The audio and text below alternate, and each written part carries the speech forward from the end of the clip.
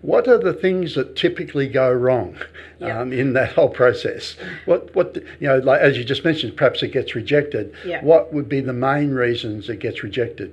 Presumably because somebody else has Yeah. registered. Are there any other reasons why it gets rejected? Yeah, there's a various reason. So I can give you one case study.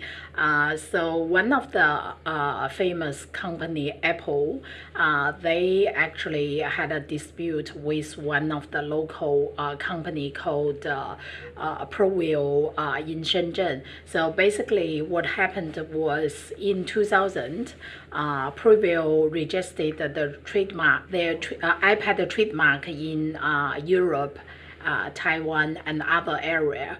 But the following year, Shenzhen, the subsidiary of a Shenzhen Preview company, registered the iPad trademark in China. But 9 years later, Apple sent their intellectual property company called the IP application to discuss with Preview in Taiwan to talk about acquire those iPad trademarks. So they signed the agreement and paid £35,000 to buy those iPad trademark. But in 2010, the iPad put on into the market, and then the Shenzhen Preview company sued Apple, saying they don't own the right. So Apple also sued Preview company in Shenzhen because they thought the trademark has been transferred to their name in in agreement with the Taiwan Preview, but and also other jurisdiction.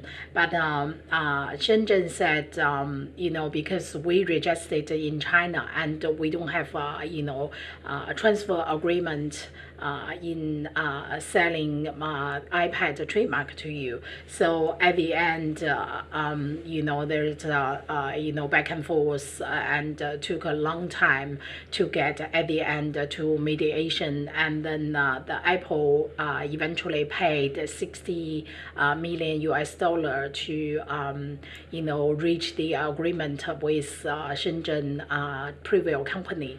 And then that was it. So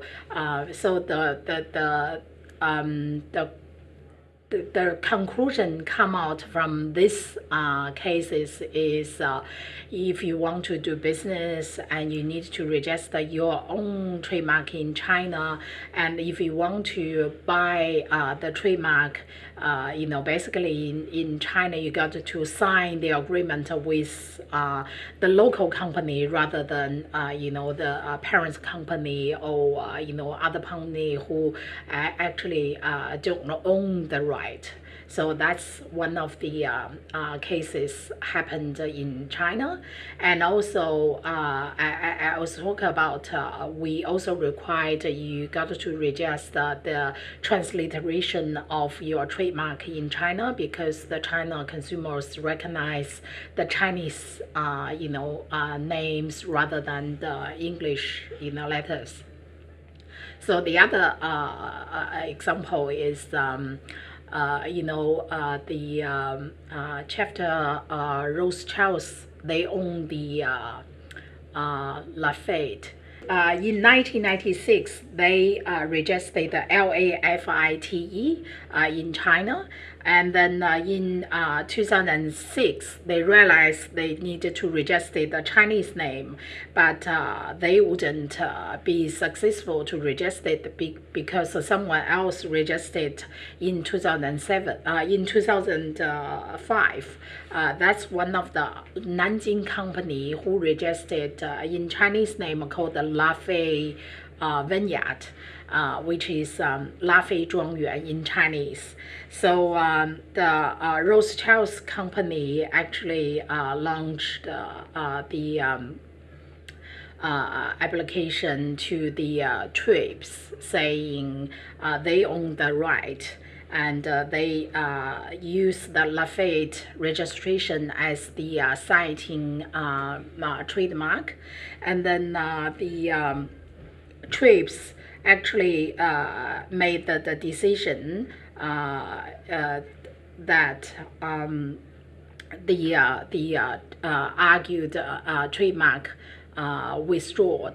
So at the end, but the other company from called the Golden Hope, they unacceptable for the do not accept the decision. So they launched. So they made the application to the intermediate court, and then the intermediate court saying because the company has been around for a while, and then they made the impression to the customers, so they actually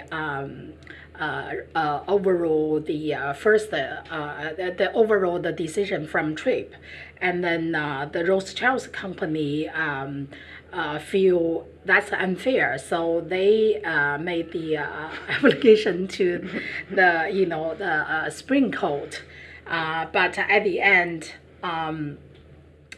So the case is still going. Right. Yeah. So we will see the result later on. Yeah.